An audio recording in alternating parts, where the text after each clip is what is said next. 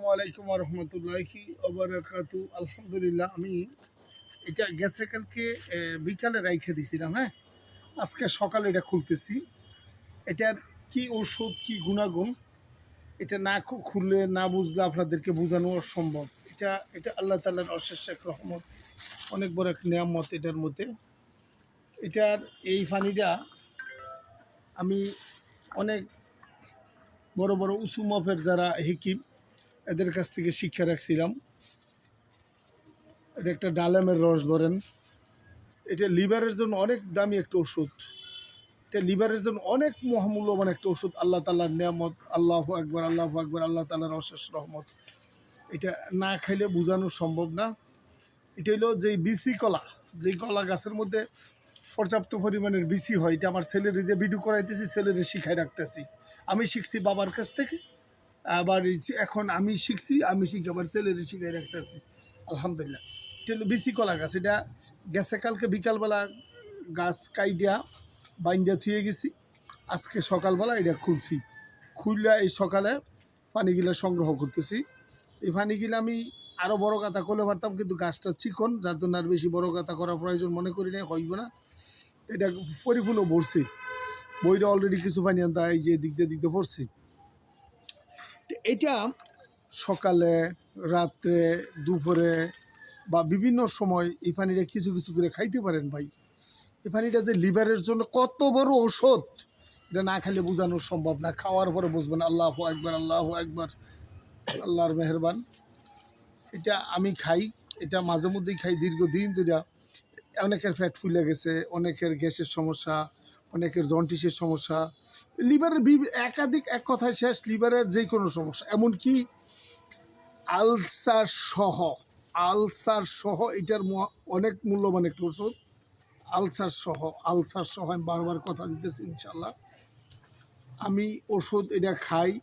যদি কলা গাছের এই মাইজ খাইতে পারেন, কলা গাছের কলা যদি খাইতে পারেন, এটা রস খাওয়া তো কোনো ব্যাপার না। এটার 100 বার 1000 বার হালাল জিনিস, 100 বার হালাল জিনিস খাইতে পারেন। এটার অনেক দামি একটা ওষুধ। আলহামদুলিল্লাহ, আমি লইতেছি ওষুধটা আমি খামো। এটা খাওয়ার পরে বুঝবেন যে আপনার শরীরে কত বড় ওষুধ, কত বড় নিয়ামত, কত বড় রহমত আল্লাহ তাআলা দিছে। না খেলে আপনারা বুঝবেন না, অযথা বোঝানো সম্ভব না। আমি এটা বোঝানো সম্ভব না।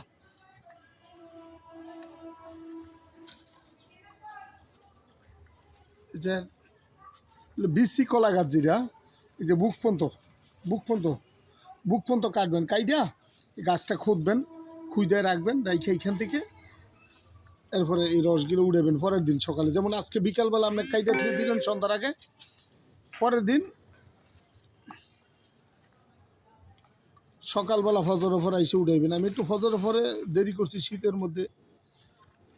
এটা আপনারা এইভাবে করবেন, তবে গ্রামগঞ্জে এটা বেশি সুবিধা হবে।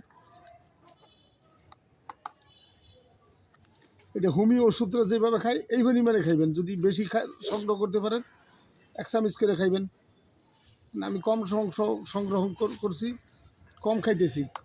এটা কতটি রোগ বলবো, শরীরের শারীরিক অক্ষমতা সহ শরীরের বিভিন্ন এনার্জি, পুষ্টি পাওয়ার জন্য এটার অনেক কার্যকরিতা। আল্লাহ রহমত। আলহামদুলিল্লাহ।